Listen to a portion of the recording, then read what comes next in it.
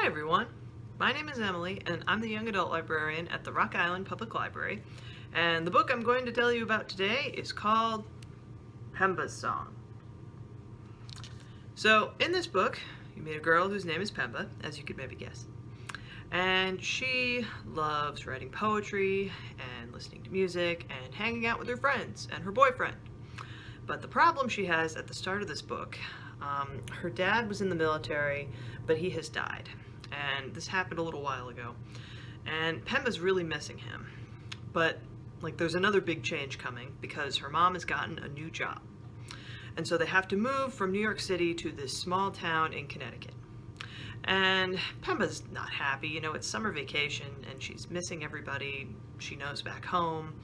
And her mom is like, yeah, I'm really sorry, but we had to move for my job, and you can take the train into the city and visit your friends, but this is just what has to happen right now. So Pemba at first, she's spending a lot of time alone in this house because her mom has to go to work, and it's kind of an old house and it's gonna need some work. Pemba's mom says, okay, you need to be here to let the electrician in, and eventually we're gonna get an appointment to have the Wi-Fi hooked up, but it's not for a few days. So if you really want to text somebody or use the Wi-Fi, you can go to the library that's in the neighborhood. So Pemba's doing that. After a little while in the house, she starts noticing some odd things. First of all, it's summertime, but even though the AC isn't working really, it's always cold in the house. And there's this mirror in Pemba's mom's room. This is an old metal mirror. And this is an old house. She eventually finds out it was built, in the 1700s. And the mirror, a modern mirror is a piece of glass painted silver, and your reflection is really clear. You can see your face. But with an old mirror like this, it might be more like a funhouse mirror, where your reflection is distorted. It's sort of wavy. And this particular mirror, it's old and scratched and, not in great shape. But Pemba just gets, she's having some kind of weird feelings in this house. And it's not just being sad because she's missing people back home. What she notices, in fact, when she finally takes a good look in this mirror, she's been just walking by it and only glancing, that looks weird. That's, I look weird in this mirror. When she finally looks closely, what she discovers is that the reflection in the mirror, it's not her face, it's somebody else's face. And so Pemba, she's creeped out by this and just kind of creeped out by the house in general. Again, it's always cold in the middle of summer with no AC. And she's having, there's this odd thing that's happening. She can't explain it, so she decides, okay, well, I'm just gonna get out of the house for a bit, go to the library, like Mom said. And at the library, she meets this old man named Abraham. And Abraham, he actually gets hired by Pemba's mom to do some work around the house. And he's big into local history.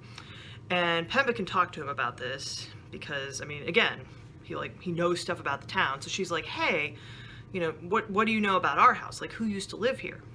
And Abraham's like, well, there hasn't been anybody living in the house for a while. That's why it needs some work. In the 80s, there was one family, I remember, I don't know, it was built in the 1700s, so lots of people have lived there. Well, eventually Pemba learns that, the first family that lived in the house, their name was Hart. And the Hart family had a slave. And her name was Phyllis, and she disappeared. She was a teenage girl who, she was in this house, and then she just went away, and nobody knows what happened to her. So, based on this and the mirror thing and some other phenomena that are happening, Pemba is pretty sure that, okay, this girl Phyllis is haunting this house, and what, she disappeared, nobody knows what happened to her. Well, what if she died? What if she died in this house? And what if she's still here? So the book is Pemba trying to figure out how to, help this person who has been dead for hundreds of years, but she wants, in talking with Abraham, she's kind of getting a different perspective on history, because unfortunately history leaves a lot of people out. It leaves out women, it leaves out black people.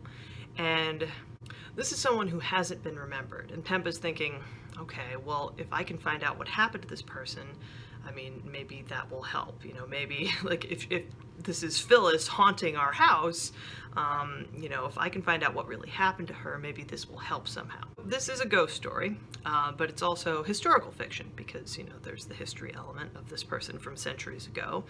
And Pemba, I should say, her name means the force of present existence. And that's kind of like an underlying theme of the book is, you know, Pemba is somebody who lives in the moment. And, you know, she loves poetry, she loves music, like her poems are in the book. They kind of start every chapter.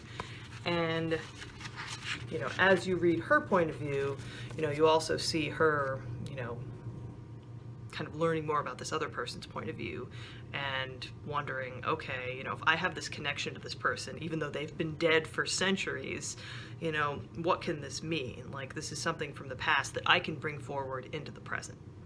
So, if you want to check out this book, you can get a copy here at the library. I don't think any of our ebook apps have it, but it's available here. And thank you for watching. I will see you again next week.